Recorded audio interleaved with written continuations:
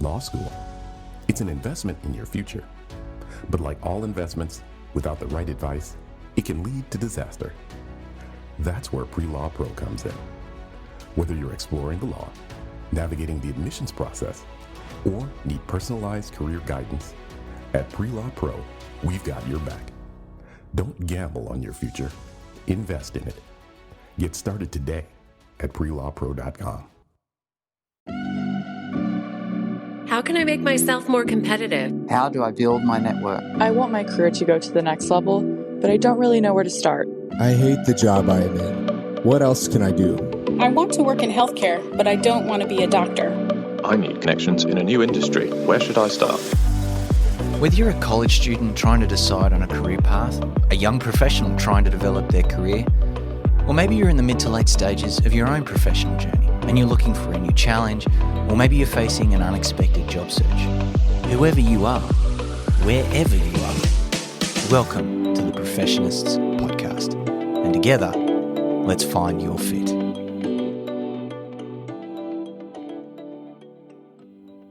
Welcome back, folks, to another episode of the Professionists podcast. And in this week's episode, we're going to talk with founders of LSAT preparation company LSAT Engine. The LSAT is the most important part of any application to law school. It's by no means the only component of the application, but it is by far the most important. And it's crucial that if you're going to law school, that you get that piece of the equation right. And a big part of that is getting the right LSAT preparation. And so we're going to talk a little bit about that today with our guests, the co-founders of LSAT Engine, Josh Lord and Justin Capuano. But as well as talking about the LSAT, what we're really going to explore is their journeys in entrepreneurship, to actually taking the LSAT Engine from an idea to an actual company now that serves aspiring law school applicants all over the United States. Both Josh and Justin started out as tutors themselves, focusing on the SAT and ACT, and between them have helped thousands of students prepare for the GMAT, the GRE, and the SAT and ACT. And we're going to talk a little bit about some of the developments that we're seeing in those tests in the interview. However, after working in test prep, they realized that there was an idea that they both had to bring about a more cost-effective, efficient, and innovative way of delivering the LSAT to law school applicants in an online form. And they did it with an eye to making quality LSAT preparation available to everybody, regardless of their background or socioeconomic position. As we go throughout the episode, feel free to head on over to LSAT Engine and check out all of the services and products that LSAT Engine has on offer. You can also follow them on Instagram and on Facebook at LSAT Engine. And for our listeners today, if you decide to go ahead and use LSAT Engine for your LSAT preparation, use the code Professionists100.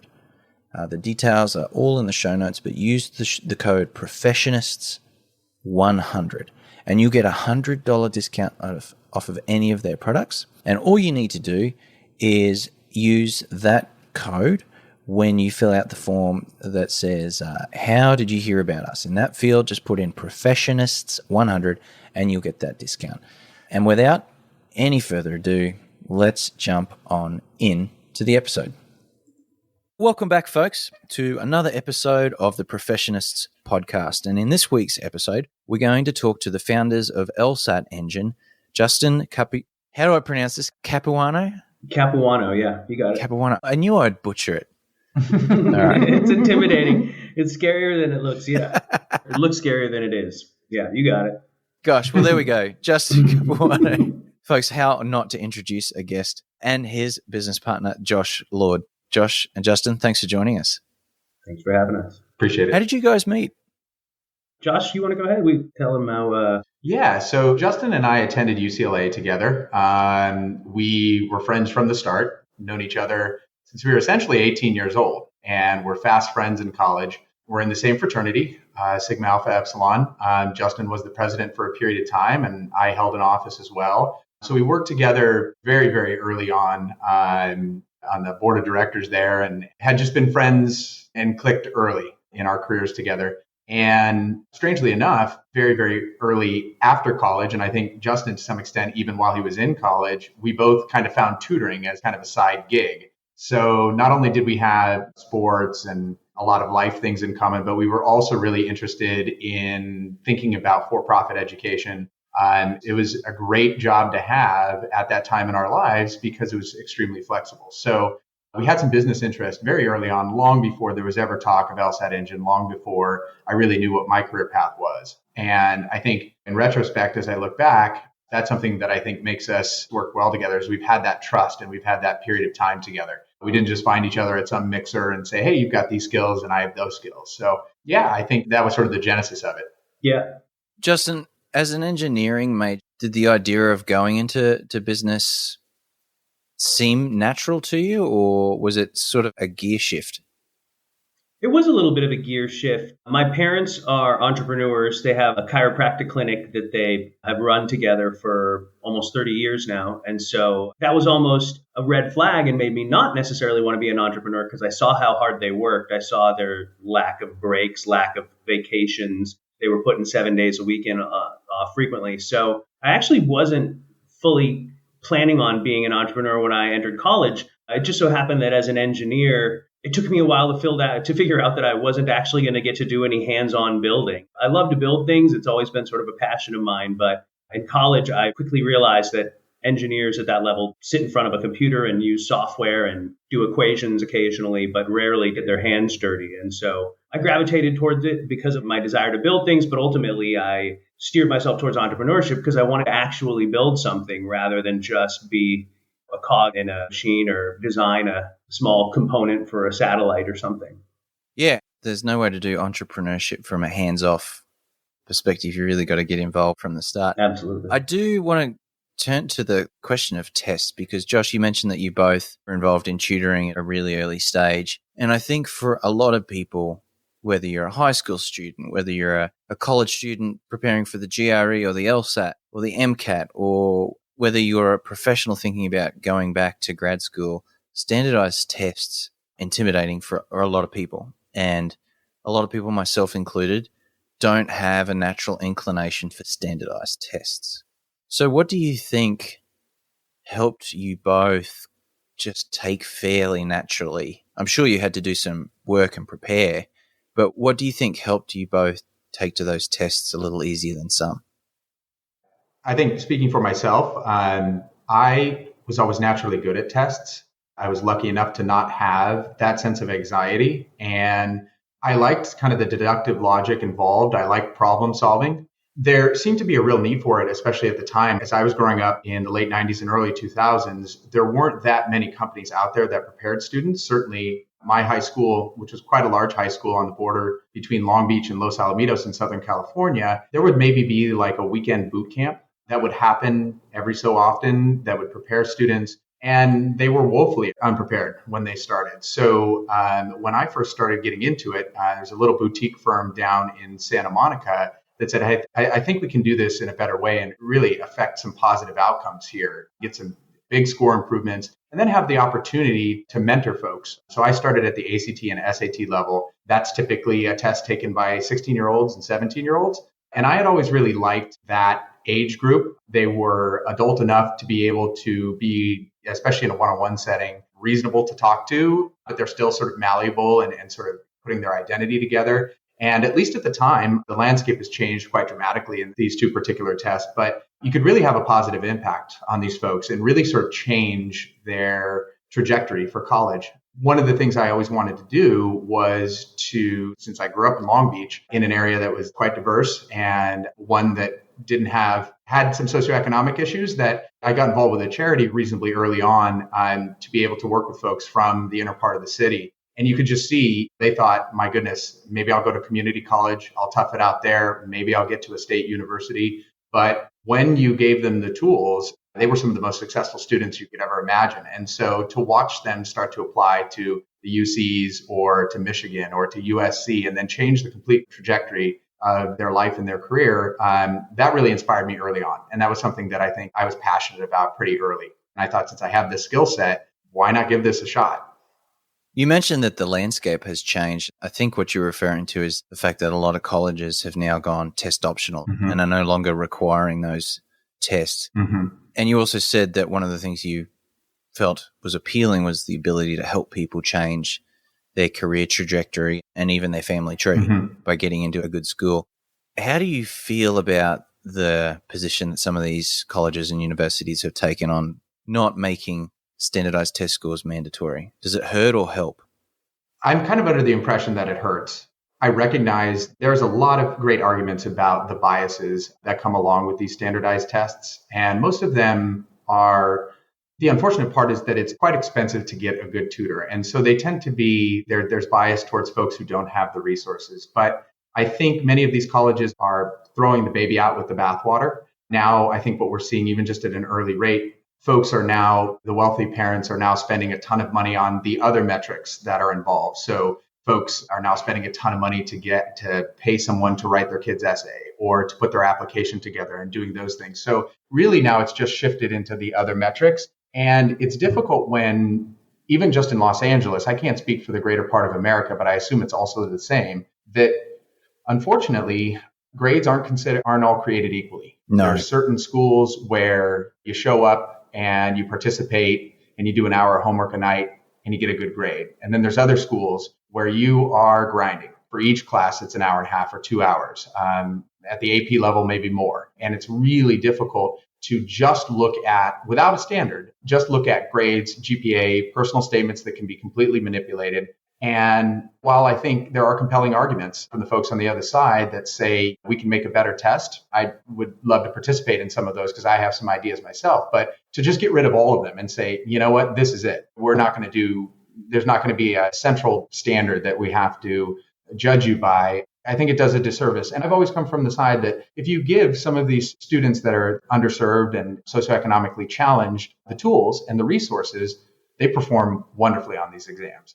And that really can be something, especially if I'm thinking of one anecdotal situation of a student who it was actually very hard for him to get good grades because he couldn't get a quiet place to study at his house. And it was very small and there was a lot of commotion there. He had to travel a long way across Los Angeles to a school that was actually a pretty good school, but he's on the bus an hour and a half each way.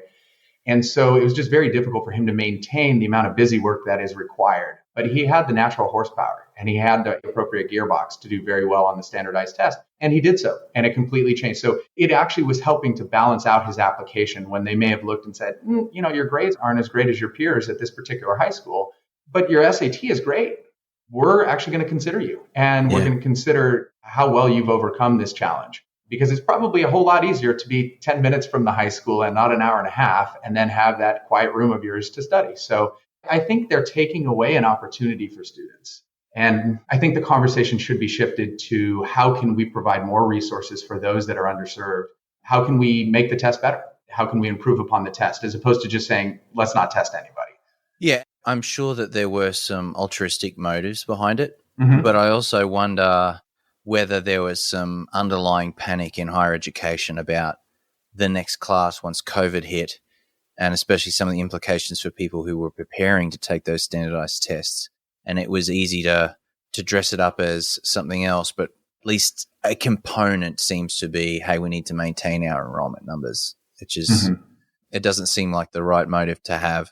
Justin, your specialty is the LSAT. You've had scores of 178, for example, 175, right up there in the 99th percentile. And it's a different test to the ACT and the SAT.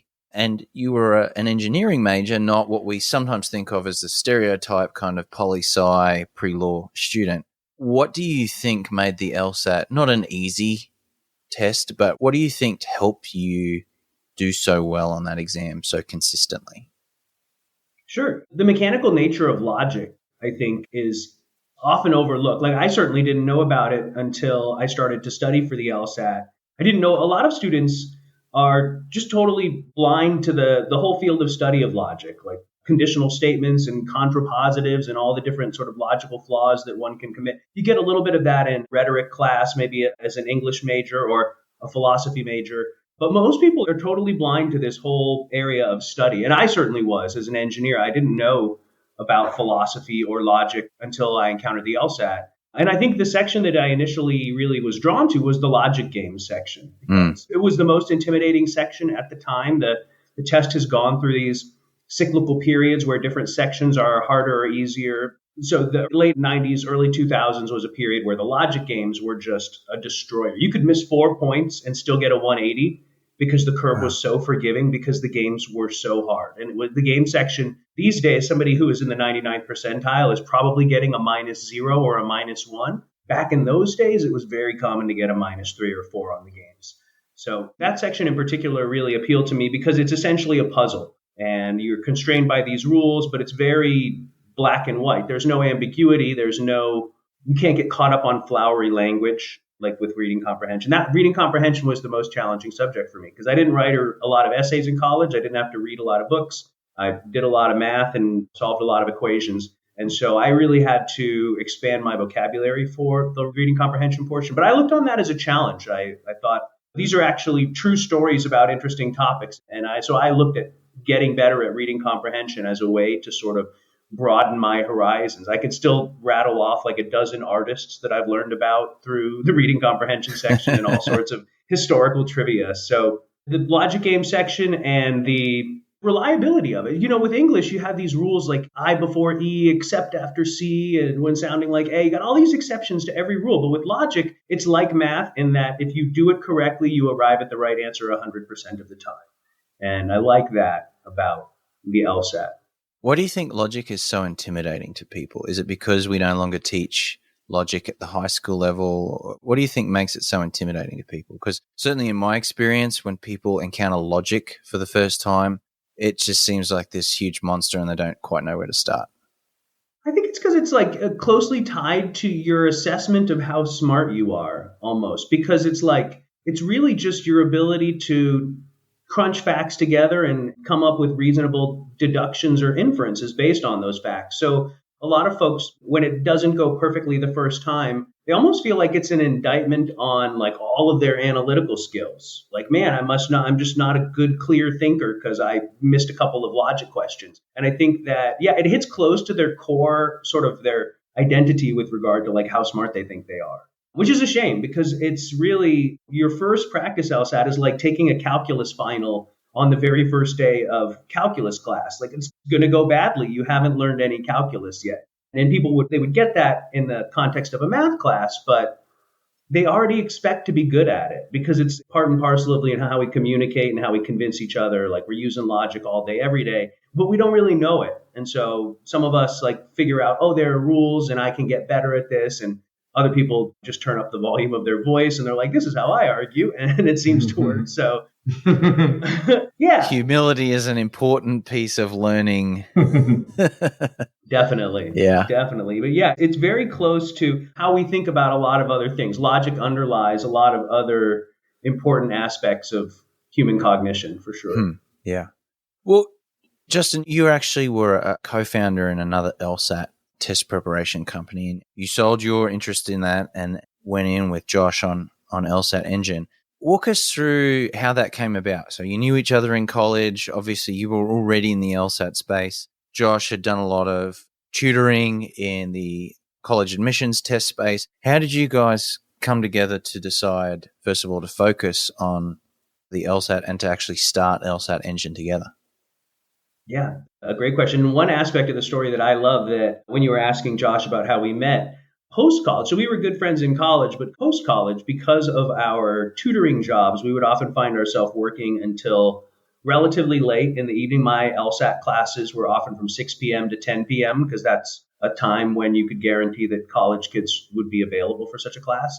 Mm-hmm. And so we would get done with class at around 10 p.m. And then both Josh and I share an affinity for poker.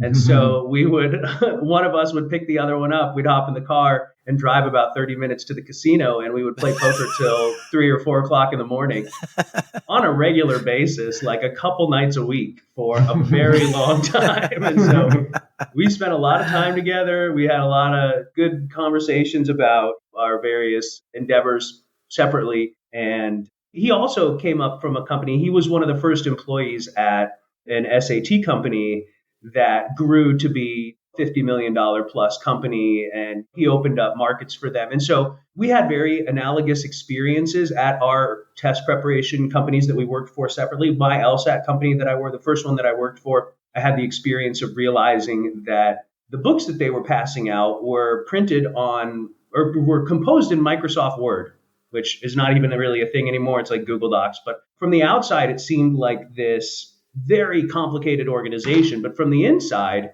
it seemed like a house of cards. I was like, oh, so anybody with desktop publishing software and a computer can do this, can go ahead and start classes. So I think Josh had not that quite exact same experience, but a similar one to where he realized that these are just people, and you can hire people and you can make a curriculum, and there's no sanctioning body that says you are or are not allowed to start a test prep company. You just do it. And we both had strong opinions about things that the companies that we were respectively working for were not doing correctly or could be doing much better at. And so we held on to those ideas, and they became things that we would be eager to implement once we started working together. How did you take it from, hey, I think this could be done differently or better, to let's start a company from the ground up? Because I think a lot of people have ideas. Sure. But there's a very small fraction of people who actually turn an idea into action. Yeah. Well, one nice thing about being a tutor is that you get a little bit of free time, because when you are working, you're pretty well compensated for the work that you do, especially for high stakes exams. If you're a good enough tutor and you start to build a robust book of business, you can raise your rates and you can make what effectively might be like a full-time salary in a 20-hour week or a 15-hour week. You can work full-time pay for part-time work is what we used to say. And so that gives you a lot of free time to put something together. And so we were lucky in that we had that flexibility. We could still pay our bills. We could manage to pay our bills with tutoring while we were grinding on the curriculum or getting a lot of the logistical apparatus set up. Josh, what was the order of things? Did you come up with a business plan first? Did you have the bones of a curriculum, or how long did it take to get to a place where you're like, okay, we're ready to go to market? And what was that process like? It took quite some time. Shortly after I left that company that was doing the SAT and ACT, I kind of branched out on my own and did some tutoring myself. And I kept thinking about the skills that I had developed over time and the mentorship that I had received at that previous company. And there was always something in the back of my mind that said, I could totally do this. I could totally do this. And I think that there are some opportunities here. I think there's still some meat on the bone. I think this company has done some incredible things. I think they've transformed a good piece of education, but I want to get some technology involved. I noticed that I was saying the same things over and over to students all of the time. And that it was just, even I taught classes as well, but my classes would never get above maybe 30 students. And I kept thinking to myself, the internet could teach everyone at the same time. And Justin, I think, arrived at that conclusion, if not at the same time, then certainly earlier than I did. But I realized that I didn't have great sort of rudimentary business skills. I had great sales and marketing skills, and I could hustle, and I could smile and dial, and I could meet somebody and do those things. When I was young, I had unlimited energy and had a passion for coffee that still exists. And so I didn't mind working hard hours. But I didn't really have any accounting background or finance background. I didn't know a ton about economics other than maybe an AP course and maybe one at UCLA. So I knew that I had to start getting some of those skills. So I took a few courses at UCLA Extension, found that I really enjoyed the early finance courses, and then talked to the folks that I was working with before who said, you should go back to business school. We know you can kick this GMAT's butt, probably don't have to pay for it, and you're going to get a lot of these skills. You're going to get a great network out of it. So why don't you give that a shot? And so kind of tabled that idea. I think Justin was probably already starting to generate the idea for LSAT Engine, which went through many phases. I think, is it going to be a GMAT first? Are we going to try and do ACT and SAT in a better way? Are we going to move into GRE? We didn't exactly know which of those particular acronyms we were going to target first, but there was a period of time from 2011 to 2013 where I kind of set those ideas aside. I was still doing some tutoring on the side, but I was really focusing on trying to build out my business skill set and increase my Rolodex outside of just the for-profit education folks and the college counselors that I had been meeting over the previous 5 to 7 years. So it was when I graduated that Justin and I kind of had a sit down where we said, we've got a chance to do this. And at the time, there wasn't a lot holding us back. No mortgage, no children, none of that. This was the time. And I guess to take a half step back, during business school, I had worked for Launchpad LA, which was a seed level accelerator that would inject between 50 and 250K into new interesting tech companies. And it was kind of overseen by Mark Suster, one of the famous folks in the VC world, and had a lot of really talented folks there. And the time that I entered there, in the 8 months I was there, 8 out of the 12 companies got funded with their next round of capital. So I watched that piece of it, and I watched how passionate the entrepreneurs were. I saw that they didn't mind working the long hours because of how vested they were. And seeing that from the other side of the table was pretty intriguing to me.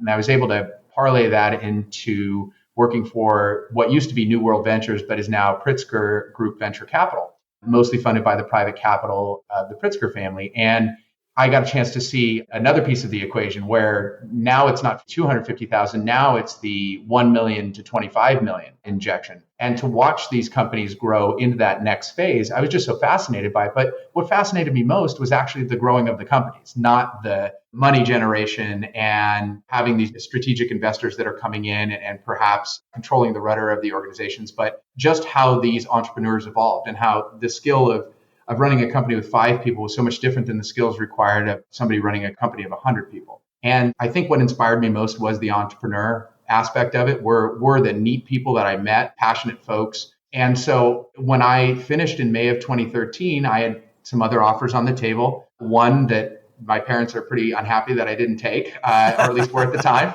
But I said, Justin, we have some overlapping skill sets, but it is a Venn diagram. You can do a lot of stuff I can't do. We have some complementary skills here. And I've got some experience in things that maybe that you don't have. Why don't we take a shot at this? We've seen a couple people. That first company I saw did incredibly well. They have since grown exponentially. So I thought, let's give this a shot. Let's do it now. And I was recently armed with Excel skills that I didn't really have before and thoughts about how finance actually works. And so got a chance to start utilizing all those skills as opposed to slotting myself into some other wheel. So one of the things that I think is intimidating about starting a business is capital, getting the capital. And then I think what keeps a lot of people from going all in on the pursuit of being an entrepreneur is the lack of dependable income. Don't have benefits, health insurance. Once you go in, you're in on your own. So did you guys kind of continue to work as tutors and then make getting LSAT Engine off your second unpaid job? Or had you kind of built up a little bit of a nest egg and decided what we're going to give ourselves 6 months to start to get this to a place where it's ready to go? And like, how did you approach it? We had saved up a little bit of money. I think we each kicked in some money to sort of get the paperwork going and to do the very minimal sort of legal things that one needs to do. LLCs and that kind of stuff. Exactly, establishing the LLC. And no, we definitely continued to work our tutoring businesses while we started LSAT Engine. It was just 2 jobs, essentially. Tutored, and then around the tutoring, you worked on curriculum or shot videos or worked on the website, worked with the graphic designer to figure out what the website should look like, all that stuff. Yeah, luckily, having been in each seen a test preparation company essentially start up from scratch, or at least go from early and small to large and successful and big within a couple of years, we both kind of knew the path, the lay of the land, and what things needed to get done to get the company up and running. And so made a big checklist and started crossing things off. Did you do a lot of it? You mentioned that you had a graphic designer, but did you do a lot of the filming and kind of thing yourself? If so, what was the learning curve like? Yeah, it was steep. Pretty steep. Steep and tall, yeah. We did everything ourselves, from setting up the video studio to the code in the website. Like, I still write lines of code in the website. We've had some great employees who've done some great projects for us, but we still have our fingers in everything to a certain degree. One of the aspects of it that I find most satisfying is, like, you always get to wear new hats, which as an entrepreneur, you either love it or hate it. And I certainly look back on all the skills that I've developed as an entrepreneur in starting LSAT Engine, and I'm very grateful for the opportunity to grow in those ways and to learn those things. I want to be learning until the day I die. Like, I really hope I'm a lifelong learner. Yeah. So I think early in the business, it pays to be that generalist, and it pays to want to try something new and be okay at it not succeeding right away. So Yeah, when I say that the learning curve was steep, it was incredibly steep in many ways. I had to learn how to video edit from scratch. I never edited anything except for maybe a video on my phone for my mom or something. There was nothing, not at this level, not being able to put something out. I think that was what was most exciting. But speaking from the financial side of things, we just knew that we would have to be quite frugal in our own personal lives during that time. And we would have to ask favors of friends. Certainly, big shout out to Justin's grandmother, Grandma Jo, for letting us use her garage. You had to be scrappy in the beginning because a film studio is incredibly expensive, especially when you don't have a ton of dough coming in. Especially in California. Especially in California, goodness gracious. Yeah. So, yeah, I think we had to find ways to get things done as cheaply as possible. And we didn't really want to source any money from institutions. I think we had both seen it from the outside. I had certainly seen it from the other side of the table. And a lot of times, I think this particular business is niche enough that we wanted to be entirely in control of the rudder the entire time and didn't want to go and do things that we didn't want to do. We, from the get-go, wanted to have a social mission and not turn anybody away because he or she couldn't pay for the course. We wanted to have that be a part of it. That's maybe not something that VCs would be too excited about because that affects your bottom line. So at some point, I believe it was 2015, we reached out to some friends and family to get a small round just to help us with marketing expenses, just to help us with getting more terabytes into our hard drives, getting the tools of the trade. And then, of course, at some point, Justin and I couldn't do everything anymore. I couldn't call on everyone in the country. Justin couldn't teach every class. So at some point, we had to do like a personal loan that way just to be able to afford our employees. We're happy we went that route because we've had to give up no equity in the process. Our investors are great. They're silent investors. They want the best for us, their families and friends of family. So that, I think, was the move that we've used. And we've sort of eschewed the idea of getting capital because the other thing that I saw in my short time in that space is that if you, as a young company, if you get a bunch of money, you're liable to spend it. You're going to find a way to start spending it. And oftentimes they're on things that you don't actually need, things that are nice to have, but that you don't actually need. So luckily, we both had tutoring there on the side. I mean, we weren't sleeping on a cardboard box and eating ramen every day, but it wasn't too much further from that. It was living frugally. And you were tutoring this whole period right up until getting the additional loan. You're doing basically 2 jobs. Yeah. Yep. Mm-hmm. When did you transition to start hiring people? What point did you have to get to where you could safely say, okay, now we're at a place where in order for us to continue to grow, we actually do have to bring in somebody? And as a follow-on, when did you start to get paid in this life cycle? Well, our very first hire was that graphics designer. We farmed out some of the front-end development to a consortium of folks in India. It was a great learning experience. It was incredibly challenging. Sometimes their work product was excellent. Sometimes it was late and terrible. But is this through like Fiverr or Upwork or something like that? We used both Fiverr and Upwork. But Justin, was it Clap Creative? Where was it that we ended up getting the Indian folks? DK was our point person, and I'm trying to recall how we were introduced to him. He didn't come through because the graphic designer came through Launchpad. I recall that. Your connections at Launchpad led to that graphic designer. Mm-hmm. And I'm not sure if he led to DK or whether that was an Upwork. It might have been an Upwork thing because I remember putting it out on Upwork. But then we got a couple of not so great responses. And then maybe it was. But I think we might have found him on Upwork.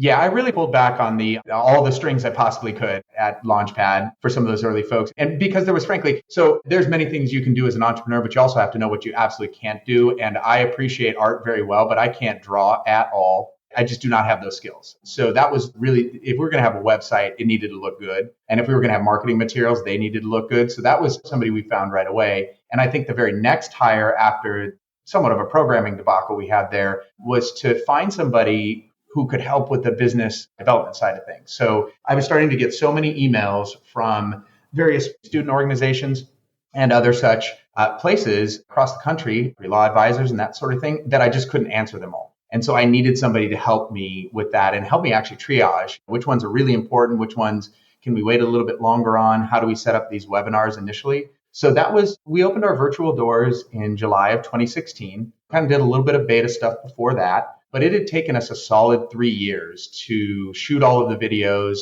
and get the working algorithm and to really put the program through its paces. So it took from that May 2013 to July 2016 to really get that going. And then once we opened up, it was clear we're going to need somebody to help with customer service because I can't answer all the calls. That's just not possible. Not enough hours in the day, not enough bandwidth to do that. And that's where we started bringing folks on. And one of the things I learned from my first company, and I think Justin had mentioned he had seen this too, is it was great to hire people that you had worked with before, or sort of younger, hungry folks that wanted to see the inside of a company and realized you couldn't give them the McKinsey salary or the Goldman Sachs salary, but that you were going to learn all of these valuable skills and that they would be very vested. They would have a material impact on your product and or your service. And that really excited the right kind of people, those that wanted to do that when they saw us list at various colleges in Los Angeles.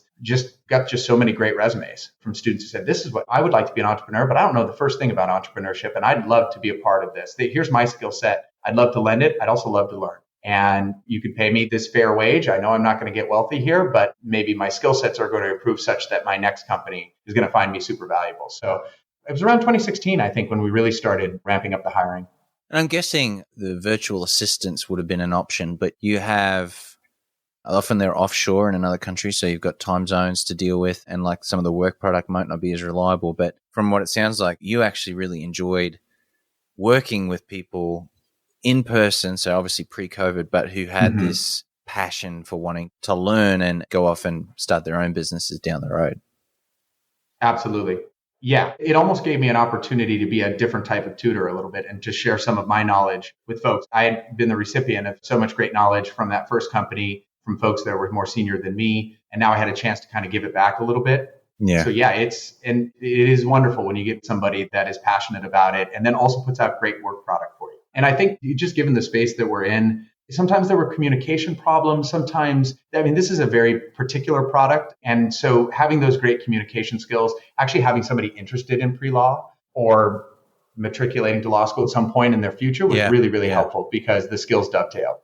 I just wanted to add on to that. Many of our employees have actually also gone through our program, which is a nice bonus that you wouldn't have with a virtual assistant or anything like that. So, and to Josh's point, they also feel a sense of ownership, I think, when they get to work on a big project. One of our coding interns worked on a great project for us that he used as the centerpiece of his application for summer internships. And now he's working at Robinhood and is up in San Francisco loving life. Wow. Mostly off of the back of this project that he did for LSAT Engine, which is great. He did great work for us and he got this boost and got to see a lot of stuff from the inside. So it's really been a good symbiotic relationship with all of our employees.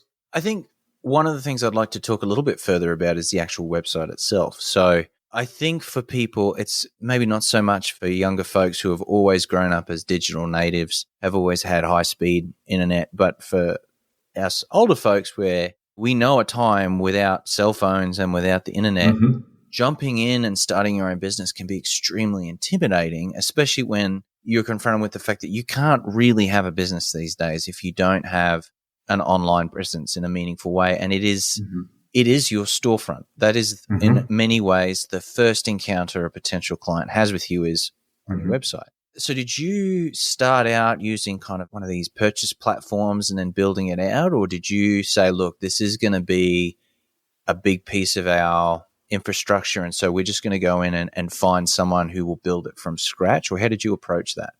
Because LSAT Engine's different to a lot of LSAT test prep companies in the sense that, I mean, you guys adjust the material that people study based on a diagnostic test, which is, as a non-computer expert, sounds like it would require quite a bit of sophisticated coding.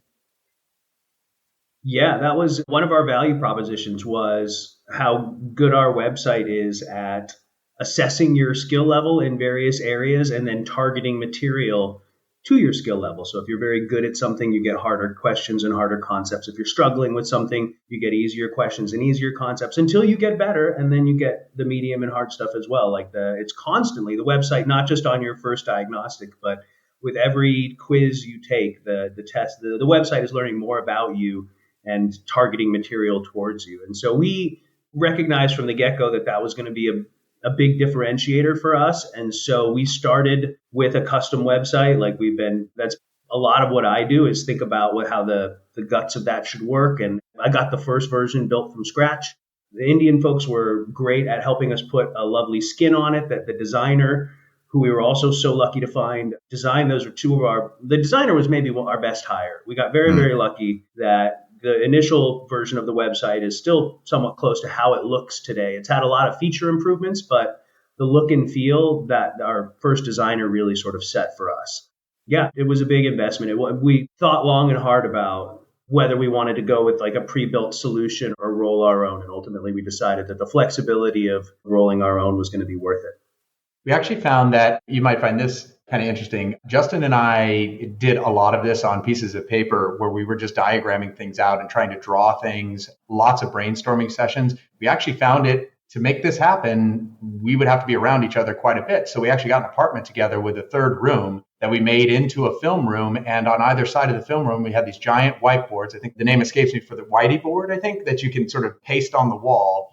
And we would have daily and sometimes late night sessions where we're there with markers and Post-it notes and just diagramming things on the wall. So we couldn't just go directly to the graphics designer and say, hey, make us a great looking website. We had to actually give him some parameters for that. So that was actually really, really helpful for us because in those early days, as you mentioned, there was a lot to think about in terms of just the math behind the algorithm long before the computer coding came in. Just how are we going to deliver this? How would we do it if we as tutors were actually inside the computer telling it exactly what to do? So thank goodness for those Whitey boards because regular whiteboards are quite expensive on They are. when you get the good ones. We did a lot of that diagramming ourselves in the beginning. Yeah. We actually took some inspiration from the GMAT. When Josh and I both took that test, we were impressed by how it adjusts to your skill level. And we actually researched that algorithm. And our algorithm is largely based on the one that the GMAT uses, the way that they multiply probabilities together to pinpoint what the probability of you being a certain skill level is the same underlying core concept that drives our algorithm. So it's got a little bit of GMAT DNA in it. And what about your marketing strategy? Did you try and do this mainly word of mouth? Did you set aside some time to come up with a very distinct kind of plan? Because it's not a massive space, but it's not an empty space either. There are a couple of big players in the LSAT, in particular, in the LSAT space, and some of them have been there for quite some time. So how did you come up with a plan to break into that market and to take some of that market share away from those larger players? I think we really had to think about where are our customers? That's the first question. Where are we going to find our customers? And the answer was very different than ACT and SAT, where you would reach out to college counselors who would be the gatekeepers or ETSAs. And typically the sale there was to the parent. So that's a very different sale than when you're actually reaching out to students who oftentimes make that buying decision, even if mom or dad pays for it. They're doing the research. They're more sophisticated than a 16, 17, 18-year-old would be. And so we tried to think about where are those folks? Those folks, there was enough data that we could find online that said they typically are in these majors. They typically are in student organizations that are somehow connected to law. Or tangentially connected to law. There are groups on campuses that not only feature that, but then there's also a center oftentimes, law advisors and that sort of thing that we could go after. It was much more challenging, though, to get to the students directly because when I first started out, I could always call the school and speak to the college counselor. And that was just, you build rapport immediately, and then you would go see somebody in person and sit down and show the data, and you establish that relationship. And then if they take a chance on you and you do really well, you have that relationship built over a long period of time. And this was much more difficult because student organizations turn over every year. The president might not be the president anymore. Yeah. And sometimes the groups shrink, sometimes they disband, sometimes new groups come up. So that still remains a challenge. That turnover is a tricky piece, especially at the LSAT level. So we just thought about that. And luckily, Justin had seen the inner workings of his previous company. So he kind of knew the ropes. He kind of knew although I will say probably, and you can speak to this better than I can, Justin, but things were a little bit different in 2005 than they were in 2016. So YouTube was invented in 2005, just to kind of contextualize things. So there was online was not really a thing. In-person classes were the norm. And so just even convincing students to take an online course has been a bit of an uphill battle, made easier by the pandemic. Certainly everybody's acclimated to Zoom now, but some students to this day still feel like there's some magic powder that they're going to get when they walk through the doorway of an in-person classroom that is going to make them extra smart. But yeah, it's still a little bit of a tough sell. So it's changed. It's changed a lot, and it continues to evolve. We've talked a lot about some of the things that you guys have done well and that journey from idea to actual standalone business. But I'm sure that, as with any business, there were some missteps along the way and some lessons learned. What were some of those missteps and lessons? You want to take that first, Justin?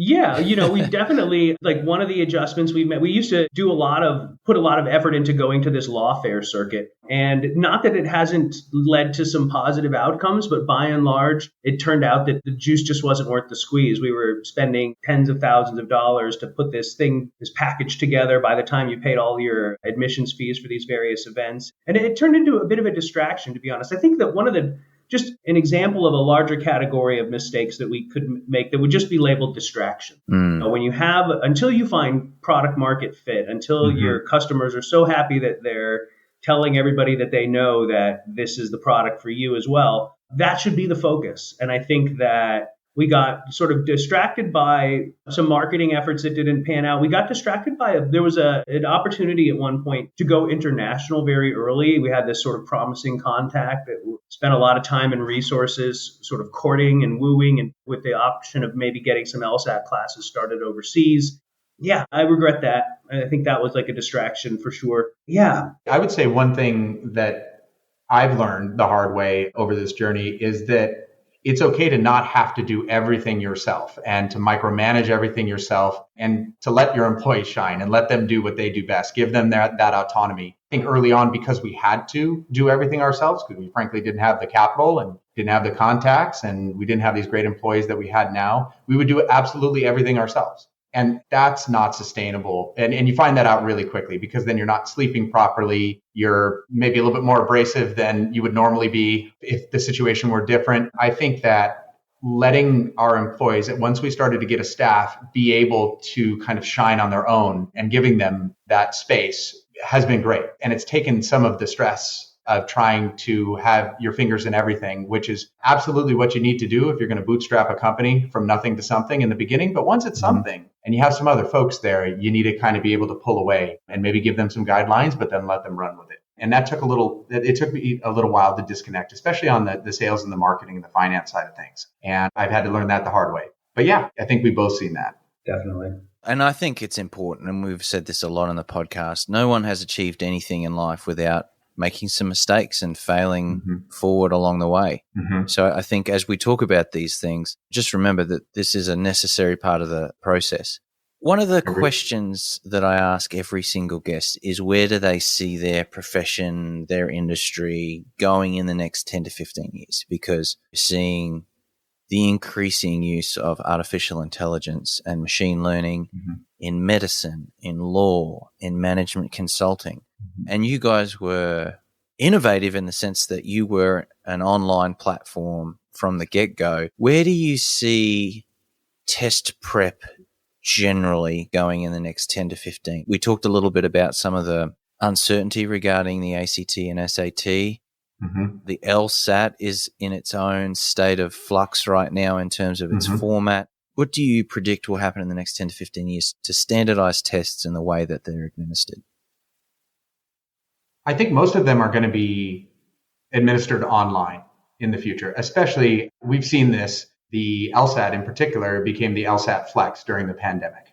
And the College Board, parent company of the SAT, said that it was going to do something similar here in the future because, frankly, they had to cancel. Over the last 18 months, they were canceling tests left and right. It just was not feasible to have 500 kids at a high school location, 40 to a classroom with a paper and a pencil. It just didn't make any sense, mask or otherwise. It was too much of a liability. So I think the vast majority of these tests are going to be administered online. I don't know that everyone will be universally, and there may not be a paper and pencil option in 10 or 15 years, but I think we're seeing this trend go there. And I see that for the LSAT. I don't see the LSAT going 100% back to paper and pencil. And they've said as much. They've said as much to their licensees. So, do you think they'll go back to the testing centers with a tablet? Or do you think they'll keep doing the at-home flex format, even if they go back to 5 sections? Because for those of us who aren't familiar with it, it's a 5-section test pre-COVID. Pre-COVID, that's right. And it's at a currently 4-section test. They've shaved, it was a 3-section test for a while, and then they're getting closer to that traditional format. And they've expressed interest in going back to, this was a year ago on a webinar, they said that as soon as they could, they would like to get back to that in-person tablet-based administration. That said, I think that the online circumstance with the proctoring is getting better. The online test has been very well received. I think LSAC did an excellent job converting quickly to the online format. They have an order of magnitude fewer students than the SAT. We're talking a couple 100,000 versus 10 million, I think, is the comparison. So the logistical challenge for the SAT folks is greater to proctor that many online exams, but it's also a great challenge to administer something like that live and in person. So I think they're up to the task. I wonder about testing centers as well, because the GMAT and the GRE were not given in a classroom setting, but they weren't done at home either. They were done in these Pearson testing centers where you make an appointment, you go in, you get a little cubicle. So I wonder, I could see that as a potential middle ground where you have a real live proctor, but you're doing it on the computer. I could see the LSAT finding a home in that format. And not having to take it at set dates, but just being able to take it at when you're ready, which is the best time to take any test. It's great, yeah. The flexibility of it, taking a GMAT or a GRE, I could go take either one of those tomorrow if I was so inclined. And I'm sure I could find an available walk-in time slot at a testing center. So yeah, that is, and with the LSAT competing with the GRE, which is what effectively has motivated a lot of the changes to the exam pre-pandemic, they were concerned about increasing uptake of the GRE with regard to law school admissions.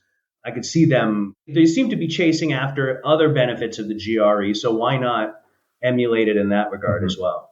Help us understand, I guess, what makes LSAT Engine an ideal place to go for your LSAT prep. So we talked about some of the adaptability of the curriculum, but walk us through, if you are thinking about taking the LSAT, as I'm sure a lot of people are, why might they want to consider landing at LSAT Engine? LSAT Engine is just sort of a great marriage of the benefits of online learning and in-person supervised learning or tutoring. That's kind of how we came up with the way things should work. Is we started from the point of, if somebody had unlimited money to spend on a private tutor to learn the LSAT from start to finish, what would that look like? How would that go?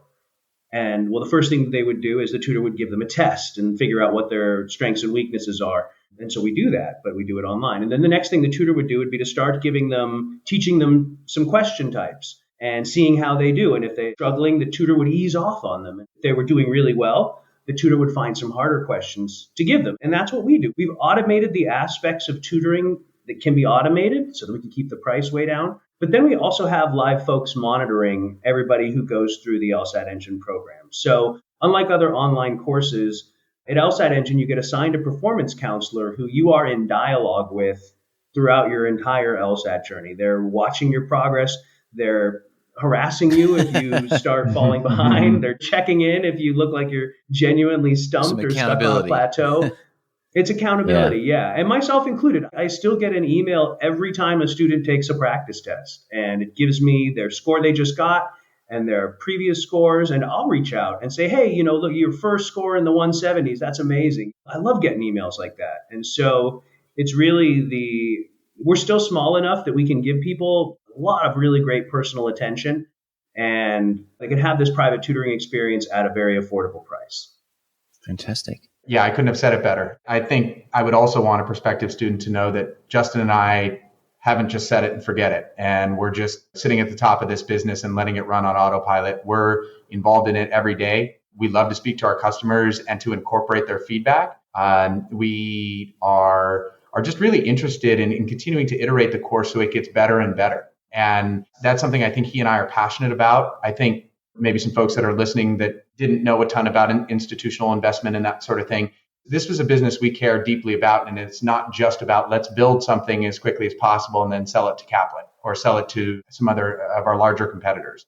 This is something that we're interested in continuing to build and to be that market leader by consistently making it the best one out there. So, and then also to bring that private tutoring experience to everyone. We have partnered with LSAC to be a part of their fee waiver matching program. So we have a strong social mission that guides us.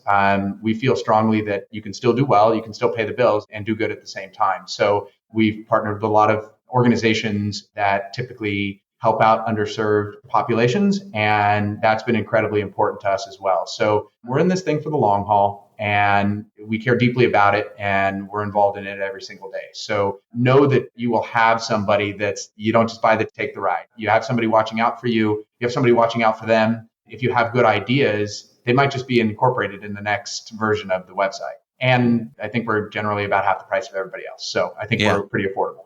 And if you do want tutoring, you have a package where you can actually do the course, but then also have that additional tutoring as part of that package. We do. We do. That's right. Yeah. Yeah. Another unlisted benefit is we recently started doing office hours at least once a week. And on weeks where we're leading up to an actual LSAT, or for the couple weeks leading up to an actual LSAT, we'll schedule several sessions a week where students can get their questions answered in a very similar to a private tutoring setting, with just a small group setting essentially. And then, we do offer tutoring packages for students who want to purchase that, who want to do some one-on-one work, which we collect so much data at LSAT Engine. That's another great thing about the program is when you do decide to do tutoring with us, we can look at your history and immediately know everything you've been doing, where your strengths and weaknesses are. It's a very effective program to tutor through, for sure. And you guys have been kind enough to give our listeners an actual fairly substantial discount on the course. So again, all of the details will be in the show notes, just below the episode notes here. But if you go over to LSAT Engine and use the code Professionists100, Justin and Josh have given you $100 discount on their course. So thank you so much for making that available to our listeners. And thank you again for joining us here on The Professionists. Thank you so much for having us. Thank you. Thanks again for joining us on another episode of the Professionists podcast. If you'd like to find out more about the LSAT Engine and the products that they offer, head on over to lsatengine.com.